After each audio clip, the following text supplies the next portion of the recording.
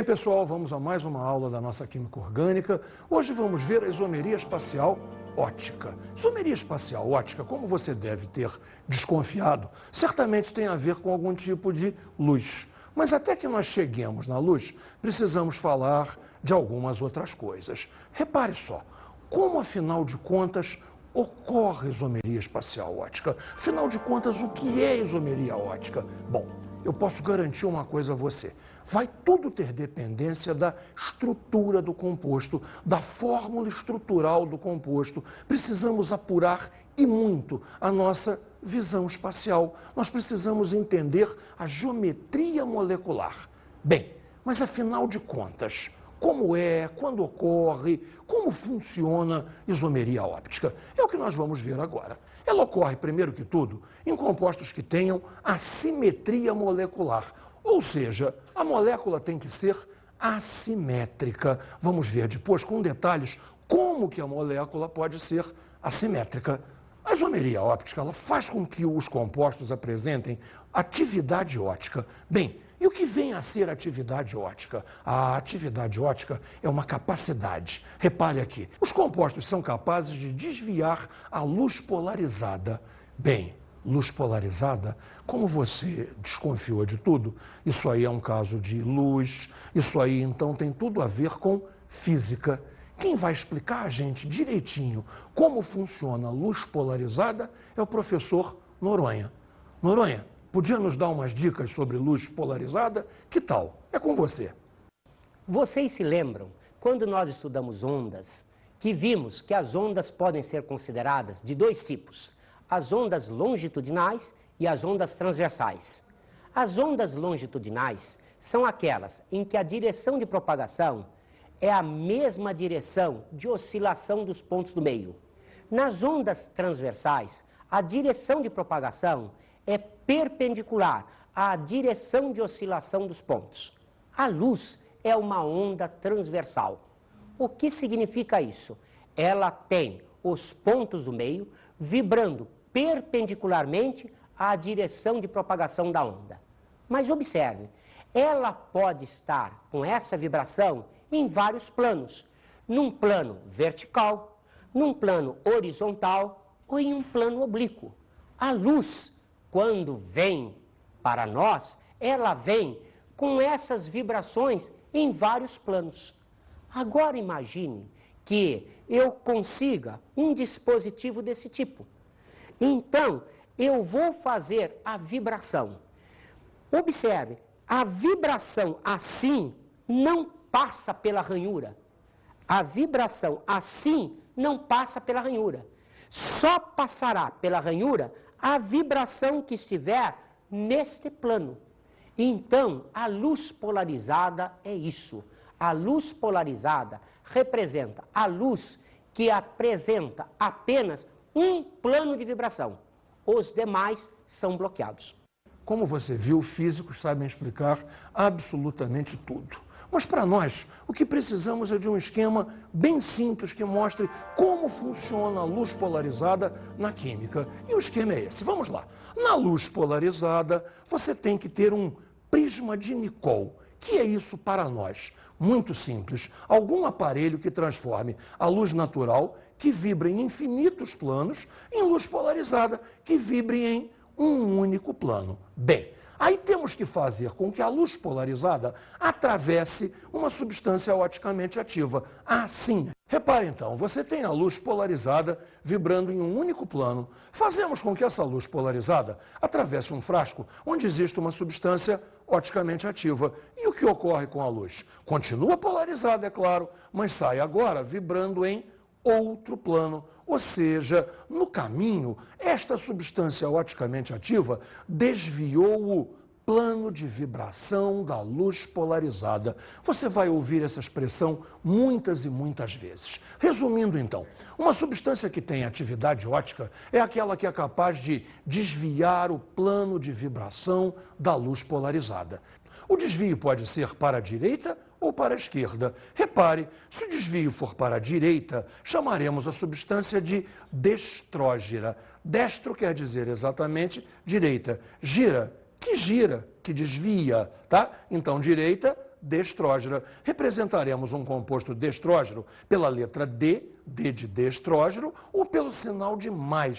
Aqui vale a seguinte convenção. Se o desvio for feito para a direita, ele é dito um desvio positivo. Se o desvio for feito para a esquerda, vai ser dito um desvio negativo. Repare, então, tudo para a esquerda agora. Se a substância desvia a luz polarizada para a esquerda, ela é dita levógera. Levo quer dizer esquerda. E giro, que desvia. Então, levógera, que desvia para a esquerda. Letra identificativa, L de levógera. Ou então o sinal de menos. Novamente você lembrou, vale a convenção. Menos quer dizer um desvio para a esquerda. Bem, agora observe. Existem diversas hipóteses, diversos casos onde vai acontecer esse desvio.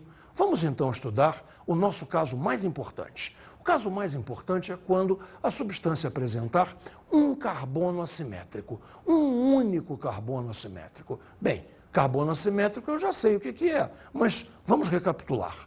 Um carbono assimétrico é aquele que está ligado a 4 ligantes diferentes. Está preso a 4 ligantes diferentes. Repare o esquema. Temos aqui o carbono assimétrico e ele tem que estar ligado a 4 coisas diferentes, 4 substituintes, 4 ligantes diferentes, representados aqui por A, B, D e E.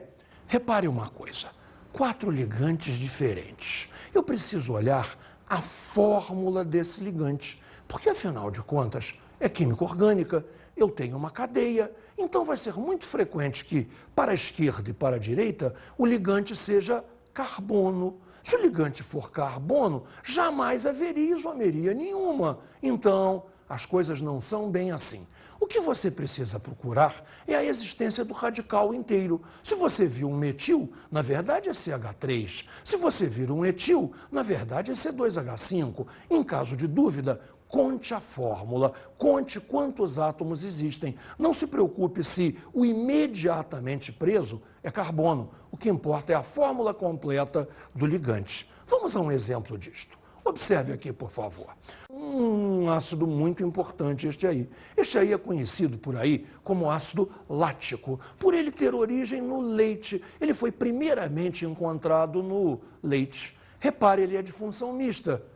Temos aqui a carboxila, C-OH, que garante que ele é um ácido. E temos aqui uma hidroxila alcoólica, ou seja, temos uma função mista de álcool e ácido. Um nome seria hidroxialcoóico, né? Alguma coisa assim. Repare, 3 carbonos, consequentemente, propanóico. Temos uma hidroxila presa no carbono 2, então 2-hidroxipropanóico. E vamos com calma.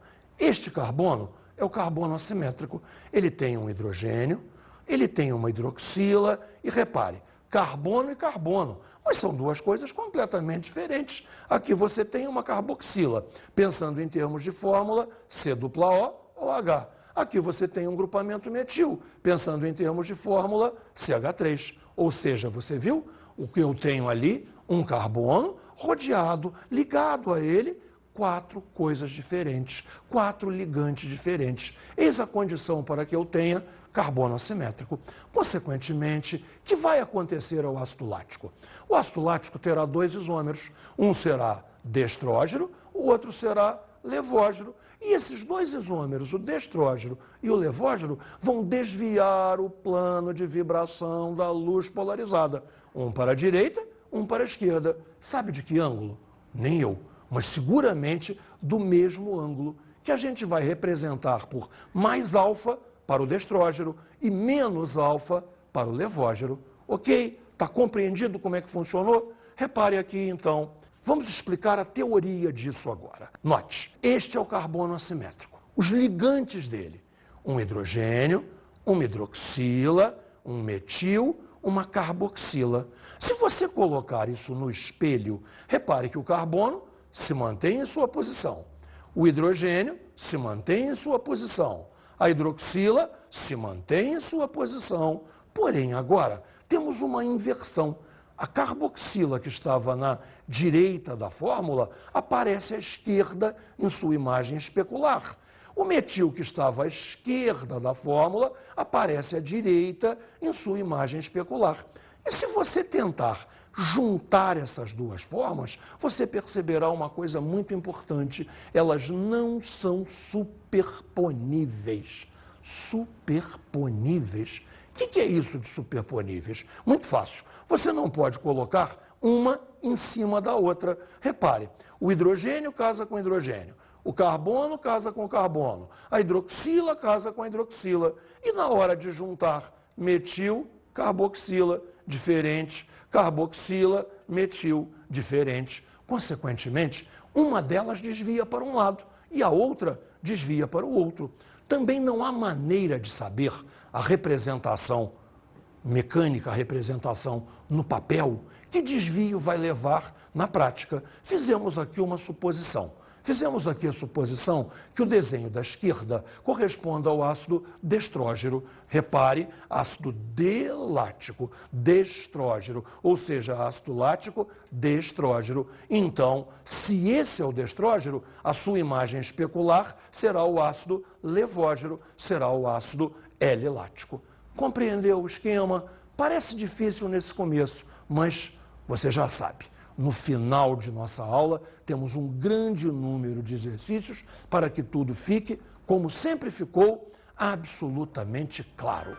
Vamos ver agora um termo novo, quiralidade. Quiralidade está ligado à propriedade das substâncias serem ou não superponíveis à sua imagem especular. Caramba, superpor, colocar em cima, imagem especular, espelho. Olha que fácil. Sua mão esquerda, se colocado em um espelho, aparecerá a sua mão direita. A sua mão esquerda tem como imagem especular a sua mão direita. No entanto, superpô-las é impossível. Repare, eu quero juntar as minhas duas mãos.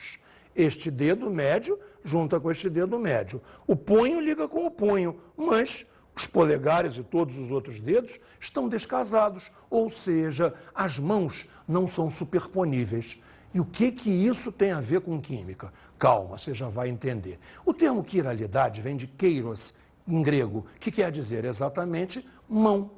Olhe, eu não posso calçar a luva da mão esquerda na minha mão direita. Claro que você já percebeu que os seus pés também são quirais. Você não conseguiria calçar o sapato do pé esquerdo no seu pé direito. Ou seja, eu tenho coisas não superponíveis, tal como eu te expliquei no ácido lático. Então, no ácido lático, o destrógeno e o levógeno são estruturas quirais, são estruturas que não podem ser superpostas. Você tem aquele carbono assimétrico que também pode ser chamado de um carbono quiral. Bem, quiralidade já foi. Temos um outro termo fora do comum. Temos o termo mistura racêmica. O que seria uma mistura racêmica? Uma ideia que você certamente teria se você estivesse estudando o assunto há mais de 100 anos atrás. Eu pego um isômero destrógeno, pego um isômero levógeno, pego quantidades iguais desse isômero destrógeno e desse isômero levógeno, misturo os dois. Para que lado vai ser o desvio? Para que lado? Você acertou, não vai haver desvio nenhum. A essa mistura de um isômero destrógeno e de um isômero levógeno em quantidades iguais, chamada mistura equimolar ou equimolecular, você entendeu? Mesmo número de mols, mesmo número de moléculas, chamamos de mistura racêmica e ela não desvia para lado nenhum, ela é oticamente inativa. Vamos ver se você entendeu. Eu tenho os dois isômeros do ácido lático, o destrógeno e o levógeno. Então eu tenho o ácido D-lático e o L-lático. Os misturo em quantidades iguais.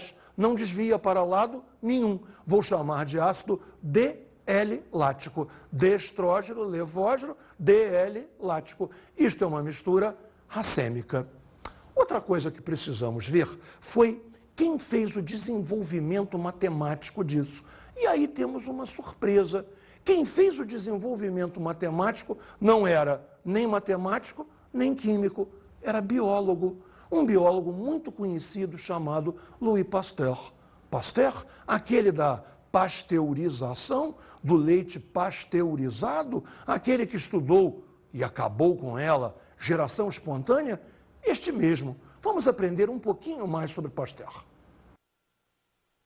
Louis Pasteur, filho de um curtidor de peles, nascido em 27 de dezembro de 1822 na cidade de Dole, na França, viria a se tornar um químico de renome e um dos maiores nomes no campo da medicina de todos os tempos, resolvendo muitos problemas de saúde pública nos campos da indústria, agricultura e medicina. Expert em fermentação, trabalhou em fábricas de cerveja e vinícolas. Em 1864, Pasteur descobre então que a desastrosa acidificação do vinho se dava pela presença de micro-organismos vivos que não eram gerados pela bebida, e sim que encontravam-se no ar. Descobriu também que os micro-organismos não resistiam a um aquecimento de 60 graus centígrados, o que levava à morte dos mesmos.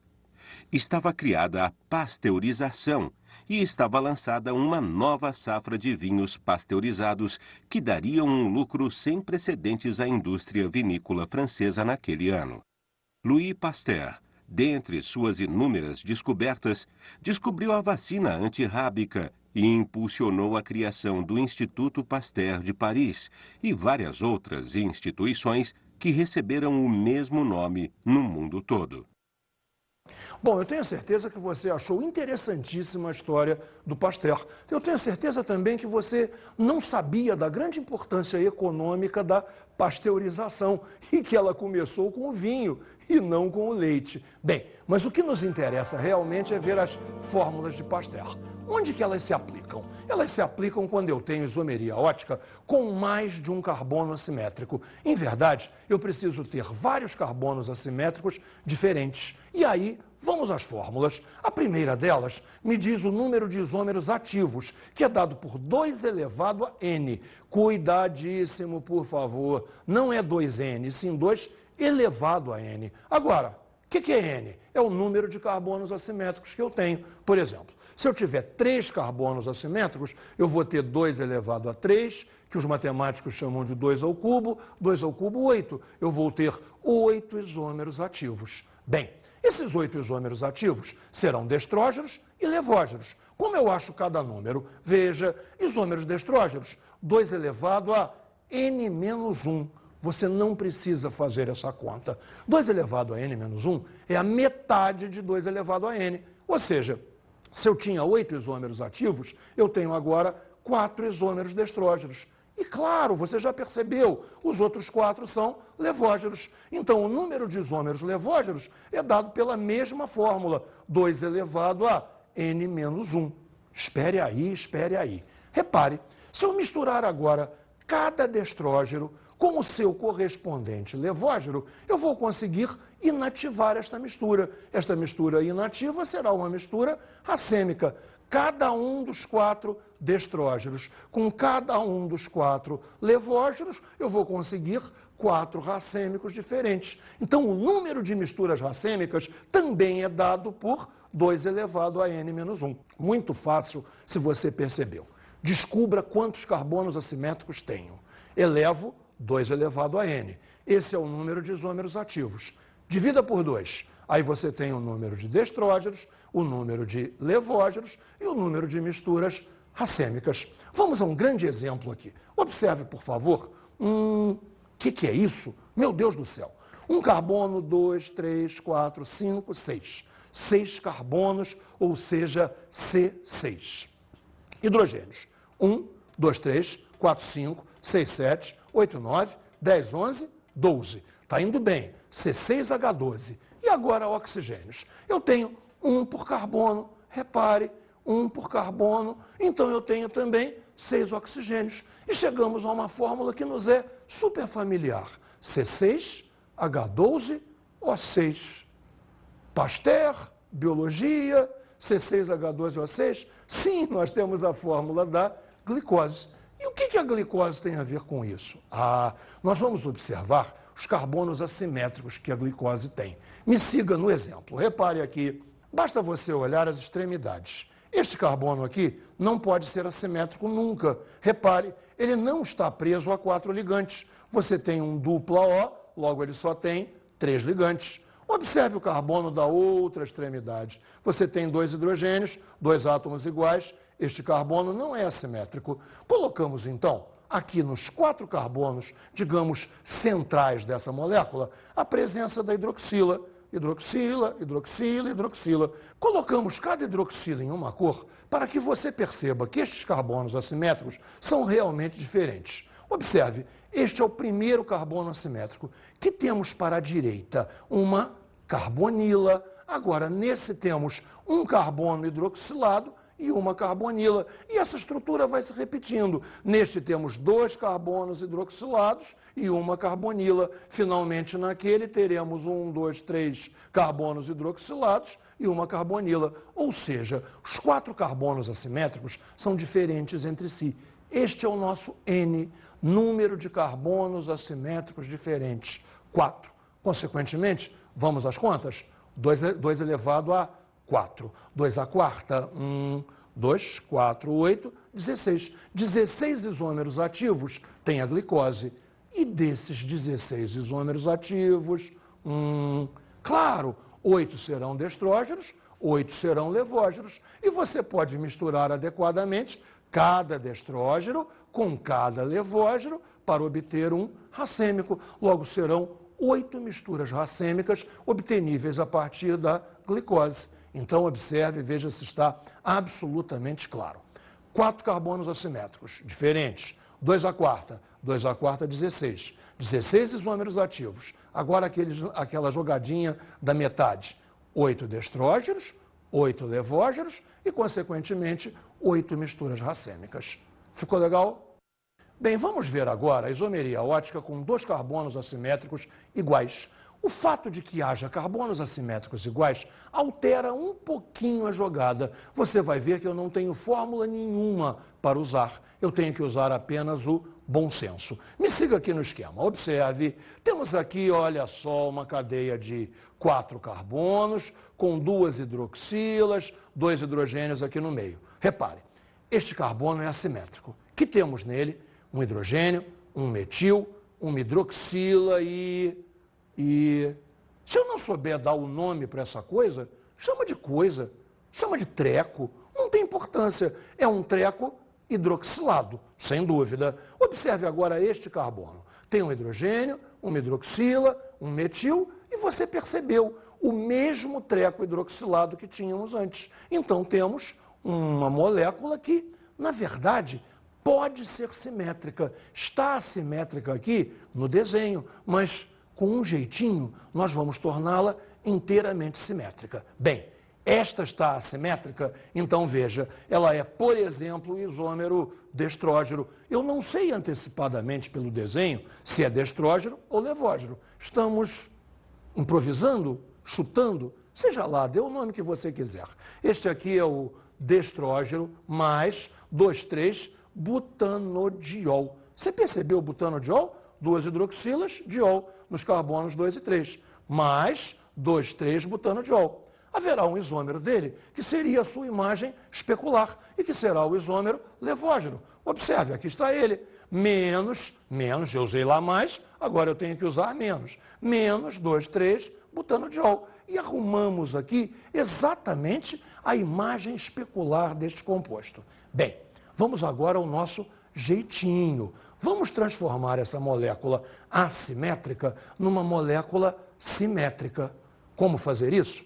Criando um plano de simetria nesta molécula. Você tem que arrumar as coisas de maneira que o lado esquerdo e o lado direito sejam exatamente iguais. É possível? É possível. Veja só. Hidroxila, hidroxila, hidrogênio, hidrogênio. Se você passar isso em um espelho, está absolutamente igual um lado ao outro. E daí você deve estar se perguntando, bem, essa molécula é simétrica. Se ela é simétrica, ela não desvia. Ela não desvia, não porque seja uma mistura. Repare, eu não misturei nada. É uma única estrutura que ficou inativa. Ficou inativa pelo fato de ser simétrica. A esta estrutura vamos chamar de meso e identificá-la pela letra M. Repare na imagem. M, 2,3-butanodiol. M de meso. E este meso é um isômero inativo. Repare então, resumindo tudo. Se eu tenho dois carbonos assimétricos, mas esses dois carbonos assimétricos são iguais, qual é a nossa contabilidade? Um isômero, destrógeno. Um isômero, levógeno. Misturando adequadamente, uma mistura racêmica. E como grande novidade, temos a forma meso. Essa forma meso, ela é dita inativa por compensação interna. Foi uma coisa que aconteceu dentro da molécula, enquanto que a mistura racêmica é dita inativa por compensação externa. Afinal de contas, externa sou eu. Eu peguei o destrógeno, eu peguei o levógeno, eu misturei, eu fiz tudo. Eu não sou a molécula. Isomeria ótica que tornou-se inativa por compensação interna. É o meso. Por compensação externa é a racêmica. Você compreendeu? Também temos que ver a isomeria ótica em compostos cíclicos. Um composto cíclico frequentemente pode ser assimétrico. Normalmente a fórmula trans é uma fórmula simétrica. Repare na imagem como este isômero é trans. Trans da isomeria espacial geométrica. Repare, está aqui, olha só. 2 cloros presos num ciclopropano. Esse composto, então, é o 1,2 diclorociclopropano. Ele tem um cloro, digamos, para cima do plano e um cloro para baixo desse mesmo plano. Um para cima, um para baixo. Esta é uma estrutura trans. Trans 1,2 diclorociclopropano. E a imagem no espelho? Vamos observar a imagem no espelho. Repare, um hidrogênio está afastado. Quando eu colocar no espelho, ficará afastado. Sim, claro, mas veja, aqui ele era à esquerda da molécula, enquanto que aqui é à direita. Um cloro próximo, um cloro próximo. Óbvio, mas repare, este cloro era à direita, este cloro era à esquerda.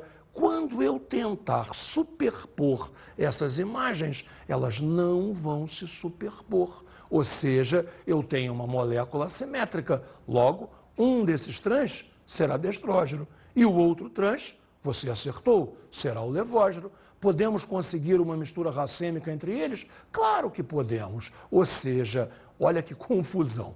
Confusão? Não, nem tanto. Você entendeu. Temos um trans que é destrógeno. Temos o mesmo trans, não exatamente o mesmo, mas a sua imagem ao espelho, que é levógeno. E misturando adequadamente os dois, teremos uma mistura racêmica. Existe ainda um último caso que você precisa aprender. São os derivados do aleno. Observe, isomeria ótica em compostos alênicos, compostos que vêm do aleno. Mas o que é aleno? Está aqui o aleno, propadieno. Você entendeu o nome propadieno? Eu tenho 3 carbonos e as 2 ligações duplas batem neste mesmo carbono. A gente chama estas duplas de duplas acumuladas. O aleno é um dieno, 2 duplas, de duplas acumuladas. Derivados do aleno que atenderem a este detalhe aqui, repare. Derivado do aleno que apresenta R1 e R2 aqui diferentes. R3 e R4 aqui diferentes também, terão molécula assimétrica e então teremos isomeria novamente ótica, um destrógeno, um levógeno. Vamos a um exemplo. Repare que temos aqui. Temos um dieno com duplas acumuladas. Observe só a cadeia carbonada. Um carbono, 2, 3, 4, 5. Onde estão as duplas? 1, 2, 3. A primeira dupla está entre 2 e 3. A segunda dupla está entre 1, 2, 3, 4, entre 3 e 4. A primeira dupla, então, é dita 2. A segunda dupla é dita 3. E temos aí o 2,3 pentadieno. E daí? Metil, hidrogênio, 2 ligantes diferentes. Metil, hidrogênio, 2 ligantes diferentes. Ou seja, o 2,3 pentadieno terá isomeria ótica. Haverá um 2,3 pentadieno destrógeno, um 2,3 pentadieno levógeno, que, se preparada uma mistura equimolar dos dois, nos levará a uma mistura racêmica, como em todos os outros casos. Puxa, como a gente viu coisa, muita coisa mesmo. Então, o que nós precisamos fazer? Exercícios. E vamos a eles. O primeiro exercício pede-nos o seguinte: em qual ou quais compostos 1, 2 e 3 a seguir existe carbono assimétrico? Muito fácil. O que você precisa olhar? A existência do carbono assimétrico. Vamos ao primeiro. CH3, CH2, CO2H.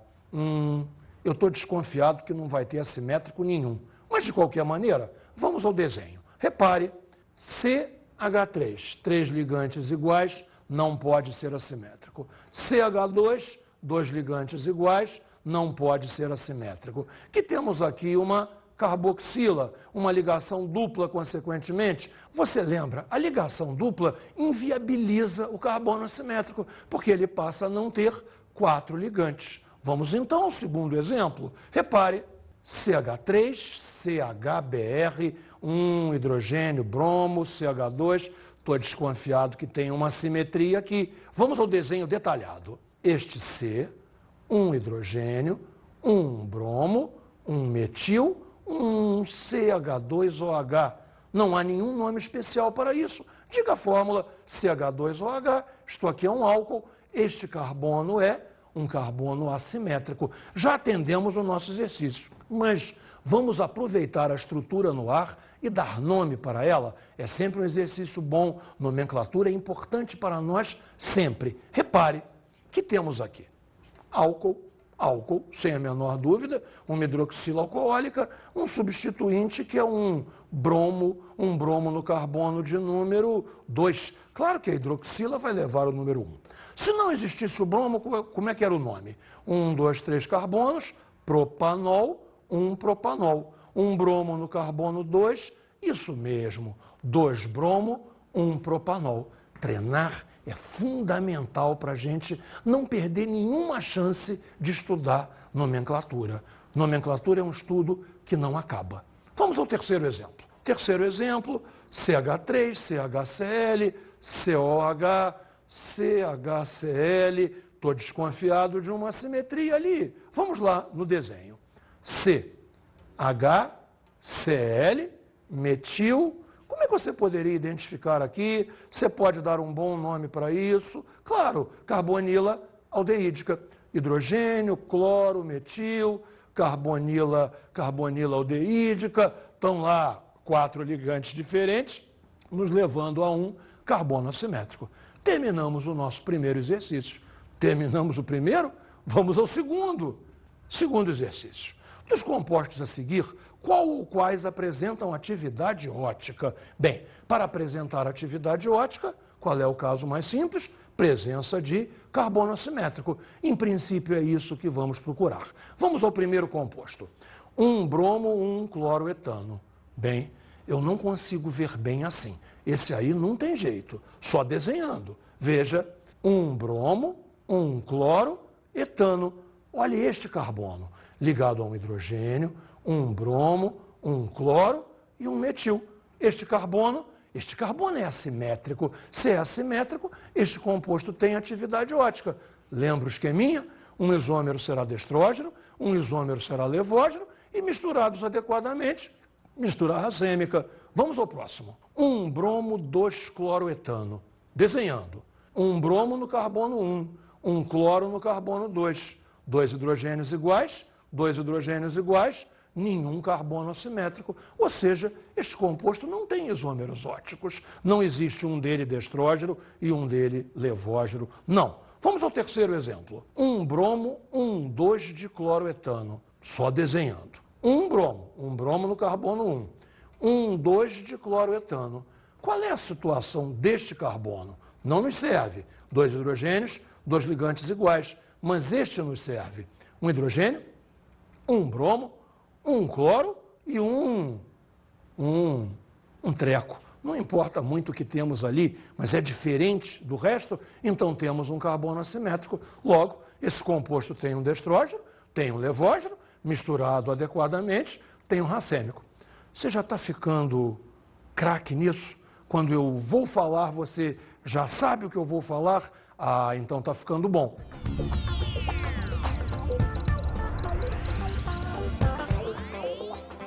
Bem, a minha dica para você é que pesquise sobre isomeria espacial ótica e você vai ter algumas surpresas interessantes. Por exemplo, em medicina, é muito frequente que apenas um isômero óptico, ou o destrógeno ou o levógeno, seja eficiente no combate à doença. E, quanto ao mais, a minha dica eterna para você: estude bastante e resolva todos os exercícios do seu material didático.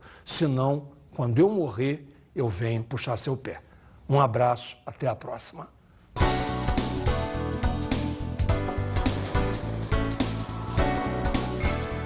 Na aula de hoje, vimos a isomeria espacial óptica. E vimos todos os seus casos. Quando há apenas um carbono assimétrico, quando há vários carbonos assimétricos diferentes, quando há dois carbonos assimétricos iguais. Vimos também os casos mais complicados em moléculas cíclicas e também nos derivados do haleno. Bons estudos!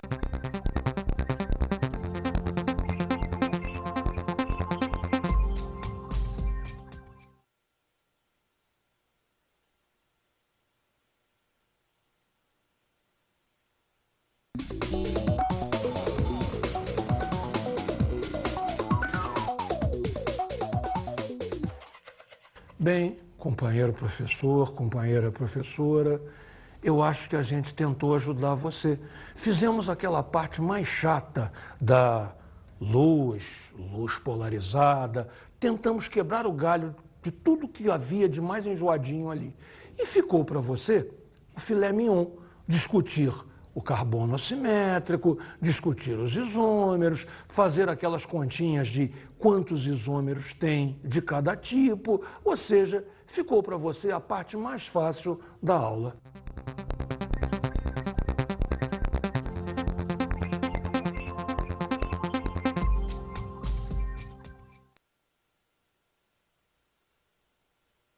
Polarizada vibrando em um único plano. Fazemos com que essa luz polarizada atravesse um frasco onde existe uma substância oticamente ativa. E o que ocorre com a luz?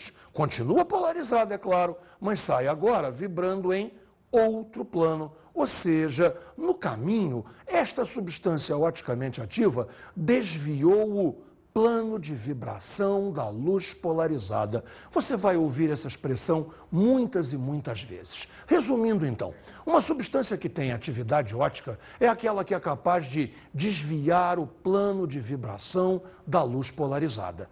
O desvio pode ser para a direita ou para a esquerda. Repare, se o desvio for para a direita, chamaremos a substância de destrógira. Destro quer dizer exatamente direita. Gira, que desvia, tá? Então, direita, destrógeno. Representaremos um composto destrógeno pela letra D, D de destrógeno, ou pelo sinal de mais. Aqui vale a seguinte convenção: se o desvio for feito para a direita, ele é dito um desvio positivo. Se o desvio for feito para a esquerda, vai ser... Então, eu vou fazer a vibração.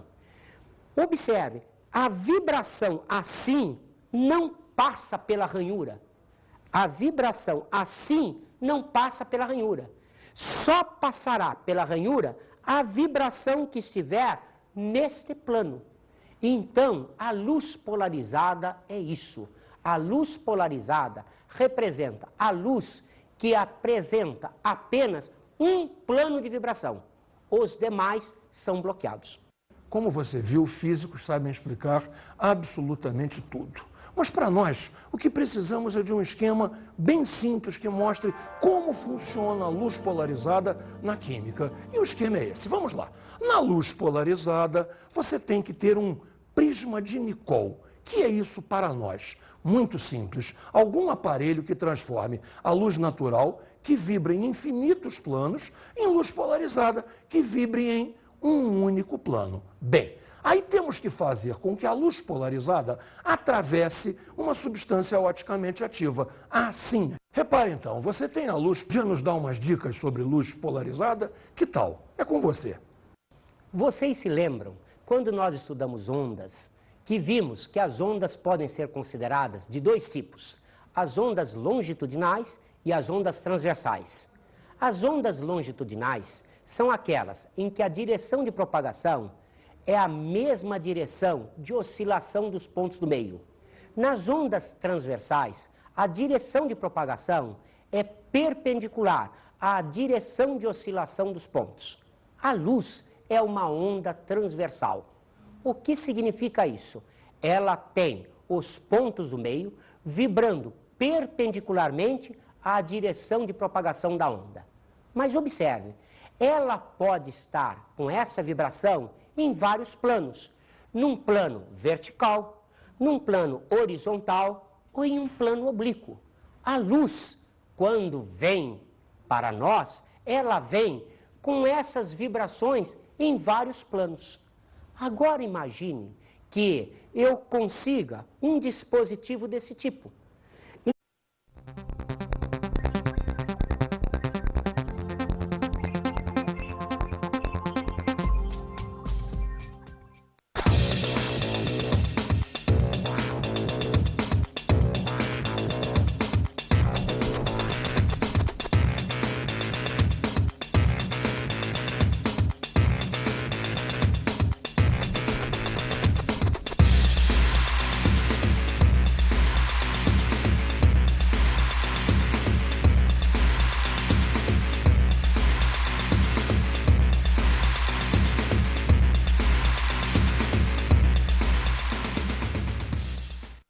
Bem, pessoal, vamos a mais uma aula da nossa química orgânica. Hoje vamos ver a isomeria espacial ótica. Isomeria espacial ótica, como você deve ter desconfiado, certamente tem a ver com algum tipo de luz. Mas até que nós cheguemos na luz, precisamos falar de algumas outras coisas. Repare só, como afinal de contas ocorre isomeria espacial ótica? Afinal de contas, o que é isomeria ótica? Bom, eu posso garantir uma coisa a você. Vai tudo ter dependência da estrutura do composto, da fórmula estrutural do composto. Precisamos apurar e muito a nossa visão espacial. Nós precisamos entender a geometria molecular. Bem, mas afinal de contas, como é, quando ocorre, como funciona isomeria óptica? É o que nós vamos ver agora. Ela ocorre, primeiro que tudo, em compostos que tenham assimetria molecular.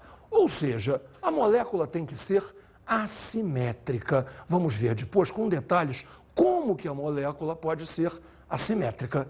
A isomeria óptica ela faz com que os compostos apresentem atividade ótica. Bem, e o que vem a ser atividade ótica? A atividade ótica é uma capacidade. Repare aqui, os compostos são capazes de desviar a luz polarizada. Bem, luz polarizada, como você desconfiou de tudo, isso aí é um caso de luz, isso aí então tem tudo a ver com física.